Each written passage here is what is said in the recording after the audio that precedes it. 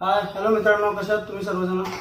मित्रांनो, आज आपण एक विषय घेऊन आलो, तो म्हणजे मॉर्निंग स्टिफनेस. मॉर्निंग स्टिफनेस आजकाल खूप जणांना जाणवत असेल या थंडीच्या सीझनमध्ये. तर हा मॉर्निंग स्टिफनेस का का होतो, कोणत्या कोणत्या गोष्टींमुळे होऊ शकतो, त्याची कारणं काय काय आहेत, तो आपण कसं प्रिव्हेंट करू शकतो, त्यासाठी काय करणं गरजेचं आहे, कोणत्या दक्षता तुम्ही घेतल्या पाहिजेत, तर हे जाणून घेऊयात आजच्या विस्तृत व्हिडिओमध्ये.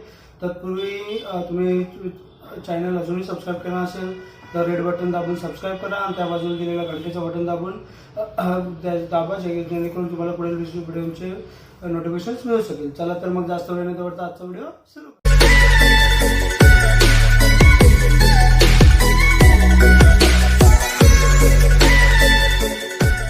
मित्रांनो, मी डॉक्टर दीपक कोरगावकर घेऊन आलोय तुम्हा सर्वांचा आवडता चॅनल, ज्याचं नाव आहे विजन होमिओपॅथी. तर मित्रांनो, आजचा आपला विषय आहे तो खूप महत्त्वाचा आहे, तो म्हणजे मॉर्निंग स्टिफनेस. अतिशय दुर्लक्ष अजिबात न करण्यासारखा हा एक सिम्पटम्स आहे. म्हणजे मॉर्निंग स्टिफनेस हा कोणता डिसीज नाही, तर हा एक सिम्पटम आहे मॉर्निंग स्टिफनेस. मॉर्निंग स्टिफनेस म्हणजे काय, सकाळी आपण जेव्हा बेडवरून उठतो तेव्हा उठताना बॉडीला असा एक स्टिफनेस येतो, जडत्व येतं. हाताच्या बोटांना म्हणा, जॉईंट्सना म्हणा, असं एक जडत्व येतं. पटकन उठणं, पटकन मुवमेंट करणं, ॲक्टिव्हिटी पटकन करणं कठीण होऊन जातं. थोड्या वेळासाठी आपल्या ॲक्टिव्हिटी स्लो होतात किंवा ॲक्टिव्हिटी होणं आपल्याला कठीण होतं. त्यानंतर थोडा वेळ आपण मुवमेंट केल्यानंतर आपण नॉर्मल आपल्या ॲक्टिव्हिटीज करायला लागतो. यालाच म्हणतात मॉर्निंग स्टिफनेस. तर मॉर्निंग स्टिफनेस का होतो? तर मॉर्निंग स्टिफनेस होण्याची प्रमुख 4 कारणं असू शकतात. या चारातलं एक कारण असणार जर तुम्हाला मॉर्निंग स्टिफनेस होत असेल. तर काय काय ती कारणं असू शकतात तर आपण बघूया. पहिलं कारण म्हणजे मोस्टली प्रोबेबली जे कॉज आहे ते म्हणजे आरए म्हणजे रुमॅटॉइड आर्थरायटिस. रुमॅटॉइड आर्थरायटिस म्हणजे काय? रुमॅटॉइड आर्थरायटिस ही एक ऑटोमॅटिक ऑटोमॅटिक डिसऑर्डर्स आहे whether joints are affecting. Joints हे आपले जे हे असतात, सांधे जे असतात ते अफेक्ट झालेले असतात, जॉईंट्स जे असतात ते अफेक्ट झालेले असतात. ऑटोमॅटिक डिसऑर्डर आहे रुमॅटॉइड आर्थरायटिस. रुमॅटॉइड आर्थरायटिस म्हणजे ज्याला आपण म्हणतो संधिवात.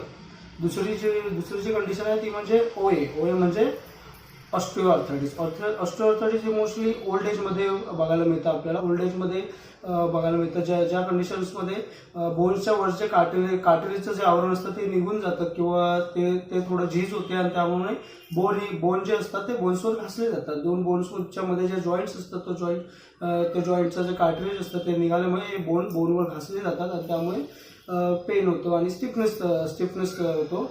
ह्या कंडिशन ही ऑस्टिओआर्थरायटिसमध्ये कंडिशन तुम्हाला बघायला. तिसरी कंडिशन आहे ती म्हणजे सोरायटिक आर्थरायटिस. सोरायटिक आर्थरायटिस ही कंडिशन इम्प्लिमेंटरी कंडिशन आहे लिंक विथ सोरायसिस. या कंडिशनमध्ये सोरायसिस ही बघायला मिळतो. या वाताच्या कंडिशनमध्ये सोरायटिस लिंक विथ सोरायसिस जिथे रेड स्कॅलिस तयार होतात, बॉडीवर रेड रॅशेस बघायला मिळतात, स्कॅलिस तयार होतात विथ आर्थरायटिस. आणि चौथी कंडिशन आहे ती म्हणजे अँकोलायझिंग स्पॉन्डिलायटिस. अँकोलायझिंग स्पॉन्डिलायटिस ही एक इन्फ्लेमेटरी कंडिशन आहे जिथे जॉईंट्स आणि स्पाइन हे अफेक्शन होतं. या दोन्ही अफेक्टेड होतात. तर अशी एक इन्फ्लेमेटरी कंडिशन्स आहे. तर आपण विस्तृतपणे जाणून घेऊया मॉर्निंग स्टिफनेस आणि त्यासाठी आपण काय काय करू शकतो. तर मॉर्निंग स्टिफनेस हा फिंगर्समध्ये, हाताच्या तुमच्या फिंगर्समध्ये, तुमच्या पायाच्या फिंगर्समध्ये, टोजमध्ये, रिस्ट जॉईंटमध्ये असं बघायला मिळेल. त्यानंतर मोठ्या जॉईंट्समध्ये सुद्धा म्हणजेच एल्बोमध्ये, शोल्डर्समध्ये, नी जॉईंट्समध्ये, अँकल जॉईंट्समध्ये सुद्धा मॉर्निंग स्टिफनेस हा बघायला मिळतो. तुम्ही हळूहळू तुमचे मुवमेंट केल्यानंतर हळूहळू तुमच्या नॉर्मल ॲक्टिव्हिटीज व्हायला लागतात. सुरुवातीला स्टिफनेस जास्त असतो की तुम्ही नॉर्मल ॲक्टिव्हिटी करू शकत नाही. हे फिंगर्समध्ये स्टिफनेस एवढा असतो की सुरुवातीला ही बोटाशी जवळजवळ घ्यायला वेळ लागतो. तुम्ही फिस्ट पकडणंही कठीण होऊन जातं सुरुवातीला. नॉर्मल ॲक्टिव्हिटीज व्हायला थोडा वेळ लागतो. आणि अजून एक महत्त्वाची गोष्ट म्हणजे ऑस्टिओआर्थरायटिसमध्ये मोस्टली काही मिनिटांमध्ये मॉर्निंग स्टिफनेस कमी होतो. ती कंडिशन असते म्हणजे ऑस्टिओआर्थरायटिस. आणि रुमॅटॉइड आर्थरायटिसमध्ये कधी काही मिनिटं ते काही ताससुद्धा स्टिफनेस रिलीज व्हायला जातो. आणि जसं मॉर्निंग स्टिफनेस रिलीज व्हायचा टायमिंग वाढतो म्हणजे तुमचा डिसीज हा जास्तीत जास्त ॲक्टिव्ह कंडिशनमध्ये आहे हे मित्रांनो समजून घ्या. आणि त्यानुसार तुम्हाला लवकरात लवकर त्याकडे लक्ष देऊन त्यासाठी ट्रीटमेंट करणं हे गरजेचं आहे. तर तुम्ही हे मॅनेजमेंट कसं करणार, मॉर्निंग स्टिफनेसला मॅनेज कसं करणार? तर पहिला पॉईंट्स म्हणजे मेडिकेशनमध्ये काय तर ॲलोपॅथीमध्ये मोस्टली वापरले जातात ते म्हणजे non steroidal anti inflammatory drugs, pain killers. तर होमिओपॅथीकडे आपण वळणार आहोत, पण हे जे मॅनेजमेंट पॉईंट पूर्ण पॉईंट्स आहेत ते कव्हर करून द्या. मॅनेजमेंट अँड प्रिव्हेन्शन पॉईंट्स जे आहेत ते कव्हर करून द्या, नंतर आपण होमिओपॅथीकडे वळूया.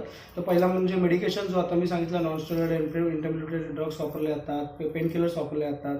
त्यानंतर तुम्ही टॉपिकल ॲप्लिकेशन्स करू शकता पेनसाठी आणि स्टिफनेस कमी करण्यासाठी. जिथे जॉईंट्सला स्टिफनेस आहे, जे जॉईंट्सला स्टिफनेस, तिथं टॉपिकल लोकल ॲप्लिकेशन्स अप्लाय करू शकता.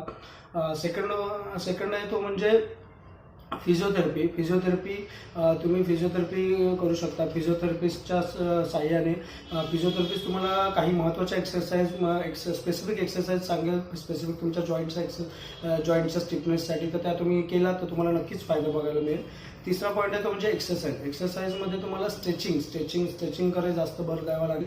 स्ट्रेचिंग, वॉकिंग, चालणं, स्ट्रेचिंग करणे, बॉडी स्ट्रेचिंग करणं, चालणं तसेच स्विमिंग, बाईक राईड करणं, सायकल चालवणं, अशा प्रकारच्या काही एक्सरसाइज करून तुम्ही मॉर्निंग स्टिफनेसचं प्रमाण कमी करू शकता.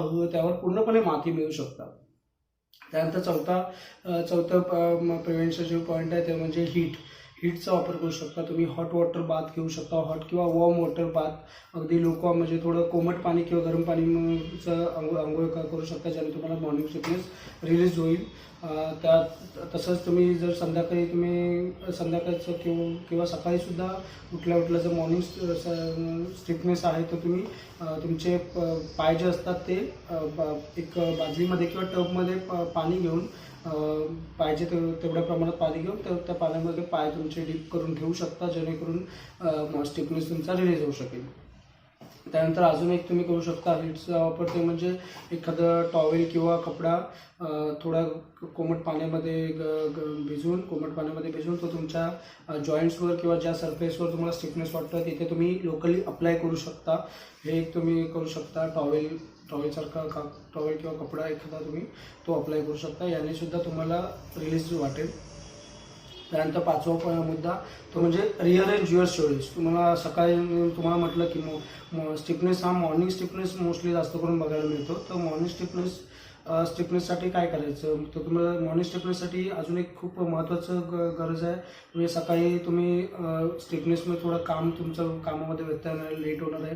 त्यामुळे जर तुमच्या कामाच्या ड्युटीज जर तुम्ही तशा रिअरेंज करू शकता असाल, जर पॉसिबल असेल तर तेवढं करू शकता. तुमच्या कामाचे आवर्स थोडे चेंज करून घेऊ शकता, किंवा जर पॉसिबल असेल तर तुम्ही मॉर्निंग शिफ्ट वगळता इव्हनिंग शिफ्ट, आफ्टरनून शिफ्ट घेऊ शकता.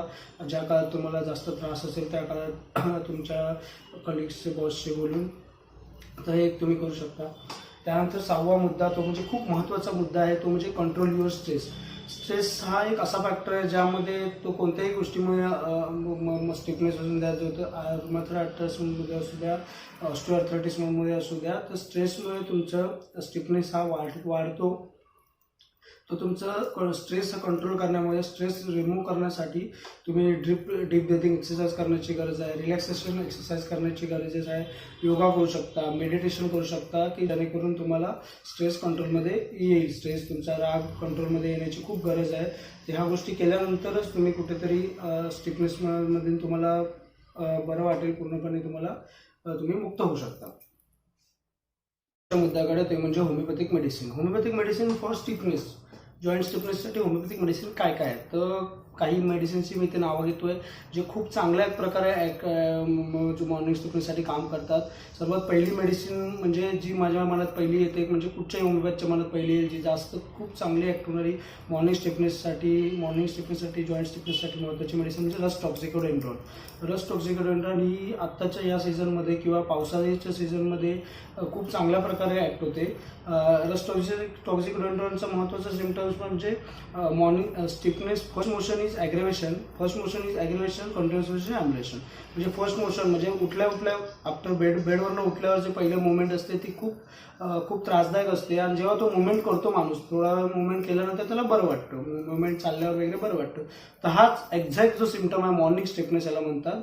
तर याच्यासाठी इंडिकेटेड मेडिसिन म्हणजेच रस्ट ऑक्सिकेट अंडरआर्म. तर ह्या मेडिसिनचा हा रेड लाईन सिम्पटम आहे. त्यामुळे स्टिफनेससाठी सर्वात चांगलं बेस्ट इंडिकेटेड मेडिसिन आणि तुम्हाला रिझल्ट्सही बघायला मिळतील रस्ट ऑक्सिकेट अंडरआर्म. जेव्हा तुम्हाला जास्त प्रमाणात कंप्लेंट्स असतील, जे जास्त सिव्हिरिटी असेल या सिम्पटम्सची, तेव्हा तुम्ही 200चा डोस घेऊ शकता. नाहीतर तुम्ही 30 पोटॅशियममध्ये का यूज करू शकता. वेळेनुसार गरजेनुसार रेपिटेशन्सही करू शकता, पण तुमच्या होमिओपॅथच्या सल्ल्यानुसारच त्याचे रेपिटेशन्स किंवा मेडिसिन घ्यायचे. जास्त त्याचा ओव्हरडोसही होता कामा नये. ओव्हरडोस ही घातक असतो मित्रांनो. तर ही झाली रस्ट ऑक्सिकेट अंडरआर्म मेडिसिन. तर रस्ट ऑक्सिकेट अंडरआर्ममध्ये हा एक महत्त्वाचा सिम्पटम असतो. तो पेशंट फिजिकली रेस्टलेस बघायला मिळतो. पेशंटचा अजून एक रेड लाईन सिम्पटम म्हणजे रेड टंगचं टिप जे असतं ते रेड असतं. रेस्टलेस पर्सन बघायला मिळतो. जॉईंट्स पेन बघायला मिळतो. मोस्टली मोठे जॉईंट्स पेन बघायला मिळतात. ते म्हणजे elbow, wrist, knee joint, ankle joint, hip joints, हे जॉईंट्समध्ये पेन बघायला मिळतो आणि मॉर्निंग स्टिफनेस बघायला मिळतो. थोडा वेळ चालल्यानंतर बरं वाटतं. या पेशंटला रेस्टने त्रास होतो, तर चालल्याने मुवमेंटने बरं वाटतं. हा एक त्याच्यात महत्त्वाचा सिम्पटम मार्क करण्यासारखा आहे. त्यानंतर दुसरी मेडिसिन म्हणजे ब्रायनिया मोस्टली उन्हाळ्याच्या सीझनमध्ये यूज होणारी मेडिसिन आहे. ड्रायनेस, टोटल सायनोव्हल मेम्ब्रेन ड्रायनेस बघायला मिळतो.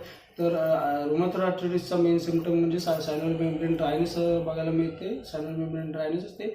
आणि या मेडिसिनमध्ये अगदी रस्टॉकच्या उलट तुम्हाला सिम्पटम बघायला मिळतो. ते म्हणजे रेस्टने पूर्णपणे रेस्ट केल्यावर या पेशंटला बरं वाटतं आणि कंटिन्युअस मोशनने त्याला त्रास होतो. मुवमेंट केल्यावर त्रास होतो. जरा थोडंसं जरी मुवमेंट थोडंसं जरी धक्का लागला, थोडासा हातपाय हलवले, तर त्याला पेशंटला असा वेदना होता, त्रास होतो. तर हा अगदी रस्टॉकच्या विरुद्ध सिम्पटम आहे. या रस्टॉक्स आणि ब्रायनिया यामध्ये कम्पेअर केले जातात. तर कोणत्या प्रकारचा रुमॅटिझम आहे, कोणत्या प्रकारचा स्टिफनेस आहे, कोणत्या प्रकारचे डिसऑर्डर आहे, हे बघून तुम्ही यातलं मेडिसिन चॉईस करू शकता. स्टॅफिसॅग्रिया जॉईंट्स पेनमध्ये, जॉईंट स्टिफनेसमध्ये स्टॅफिसॅग्रिया ही महत्त्वाची मेडिसिन आहे. स्टॅफिसॅग्रिया ओल्ड एज रुमॅटिझममध्ये खूप चांगल्या प्रकारे काम करते. त्यानंतर अजून एक मेडिसिन म्हणजे colchicum autumnale. Colchicum autumnale mostly winter season rheumatism, winter season स्टिफनेसमध्ये काम करते. अजून एक मित्र मगाशी सांगायचा मुद्दा राहिला म्हणजे रस्ट ऑक्सिकेट अंडरआर्म हे बॅकच्या स्टिफनेससाठी खूप चांगल्या प्रकारे मेडिसिन आहे. आणि बॅकचा एक महत्त्वाचा सिम्पटम आहे म्हणजे त्या पेशंटला हार्ड सरफेसवर झोपावंसं वाटतं. त्यानंतरचे अजून मेडिसिन्स म्हणजे काली आयरेटम, लायकोपोडियम, अशा प्रकारच्या मेडिसिन्स आहेत ज्या स्टिफनेससाठी खूप चांगल्या प्रकारे यूज होतात. सिबिसिफुगा, त्यानंतर कॉफिया क्रुडा, या अशा प्रकारच्या होमिओपॅथीमध्ये मेडिसिन्स आहेत ज्या अजून होमिओपॅथिक मेडिसिन्सबद्दल डिटेल आपण प्रत्येक पुढे येणाऱ्या व्हिडिओमध्ये जाणून घेऊच. इथे वेळेअभावी आपण पूर्ण डिटेल माहिती सांगू शकत नाही एका व्हिडिओमध्ये. तर मित्रांनो, पुन्हा लवकरच भेटू नवीन एखाद्या विषयासोबत. तोपर्यंत तुम्हाला हा मॉर्निंग स्टिफनेस, जॉईंट स्टिफनेस हा टॉपिक कसा वाटला, तुमच्या मनातील शंका दूर झाला की नाही, तुम्हाला अजून काही शंका असतील तर मला नक्की विचारू शकता. तुम्हाला कोणत्या नवीन विषयावर तुम्हाला व्हिडिओ बघायला आवडेल मला नक्की कळवा. तोवर मस्त खा, मस्त राहा, तुमच्या आणि तुमच्या परिवाराची काळजी घ्या.